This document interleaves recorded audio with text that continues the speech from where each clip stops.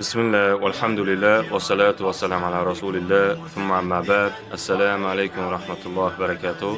Bugungi mavzumiz qo'lga qurol olish aybmi deb nomlanadi. Shunday ekan, tashqarida ba'zi bir kishilar aytsaki, nimaga qo'lingizlarga qurol oldinglar?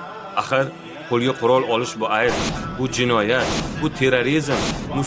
Musulmonni qonun to'kyapsizlar deydigan bo'lsa, shunday toifalarga biz aytamizki, agar sizda xolislik bo'ladigan bo'lsa, agar sizda shu so'zingizda rostgo'ylik bo'ladigan bo'lsa, nimaga unda o'zingizni tepangizda turgan zolim, kufr hukmlar bilan hukm olib borayotgan hukumatlarga shu so'zingizni aytmaysiz yoki aqlingizda shu narsalarni o'ylamaysiz?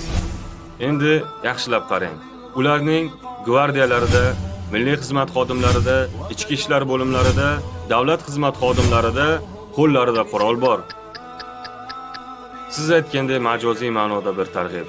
Musulmonni qonun to'kishlikni ayb deb sanar ekansiz. Musulmon qo'liga qurol olishlikni ayb deb sanar ekansiz. Endi yaxshilab qarang.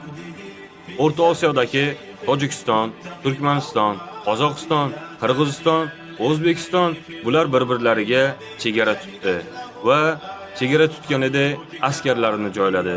Askarlarini joylaganida va qo'llariga qurol tutqizdi. Axir ularni bu ishga nima undadi? Bir-birlariga nisbatan chegara tutib, o'qtalib, qurol ko'tarib turishlik, bir-birlaridan yerlarini, mulklarini himoya qilib turishlik, bir-birlaridan ahli farzandlarini himoya qilib turishlik.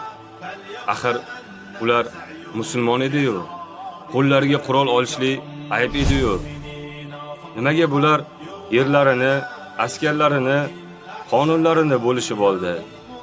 Musulmon bo'ladigan bo'lsa, axir kufr bilan iymonni o'rtasida, zolimlar bilan mazlumlar o'rtasida, qaroqchilar bilan himoyachilar o'rtasida o'zi bitta chegara bo'lmaydimi? Endilab yaxshilab fikr qiling. Ularni Robbisini o'rtasida ayirmasi bo'lmasa, nabiysi bilan o'rtasida ayirmasi bo'lmasa, dini islom bilan o'rtasida ayirmasi bo'lmasa, nima ularni bu ishga undadi? Yana o'sha so'zimiz. Axir ular musulmon edi-yu. Bir-birini o'rni kelsa qonini to'kishlik ayb edi-yu. Nima ularni bu ishga undadi? Endi biz ummati Muhammad bo'lib, Ibrohim millati bo'lib, islomda bo'la turib, sha'nimizni, nomusimizni, izzatimizni, himmatimizni Robbimiz va Rasulini dinini oliy qilish maqsadida, zaif va zaifalarni himoya qilish maqsadida, yomon ko'zlardan himoya qilishlik uchun va o'zimizni islomiy davlatimizni qurishlik uchun qo'limizga qurol ushlasak ayb bo'lar ekan-u.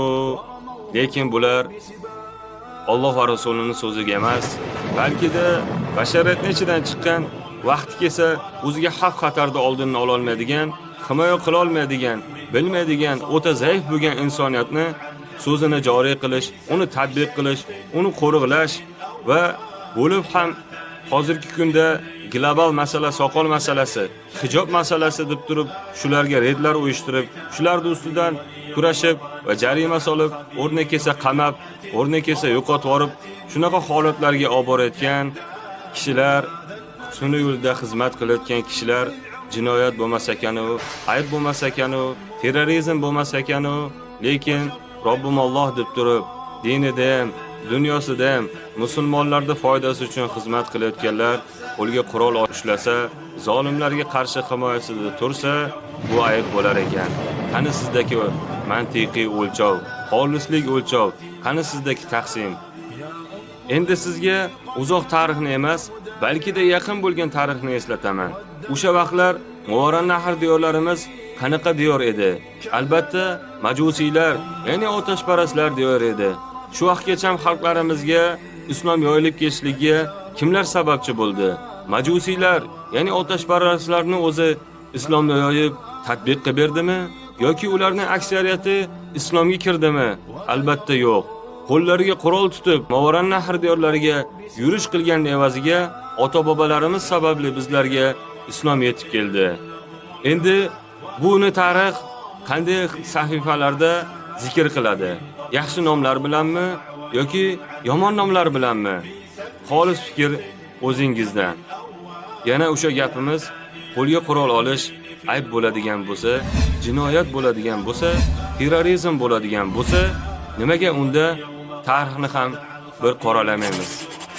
Qo'lga qurol olishlik ayb bo'ladigan bo'lsa, jinoyat bo'ladigan bo'lsa, terrorizm bo'ladigan bo'lsa, nimaga unda zolimlarni ko'rib turib, mazlumlarni ko'rib turib, bosmachilarni ko'rib turib, himoyachilarni ko'rib turib, qahramon va qo'rqoqlarni ko'rib turib, o'rtada xolisona adolat bilan adolat qilmaymiz. Kim himoyachi-yu, kim bosmachi, kim zolim-u, kim mazlum, kim qahramon-u, kim qo'rqoq. Shularni bir o'ylamaymiz. Axir tangani bir tarafi bo'lganidek, ikkinchi tarafi ham bor. Tarozini bu tarafi bo'lganidek, bu tarafi ham bor. Albatta bizda xolislik bo'ladigan bo'lsa, bu tarafini ko'radigan bo'lsak, hech bo'lmaganda bu tarafini ham ko'rib qo'yaylik.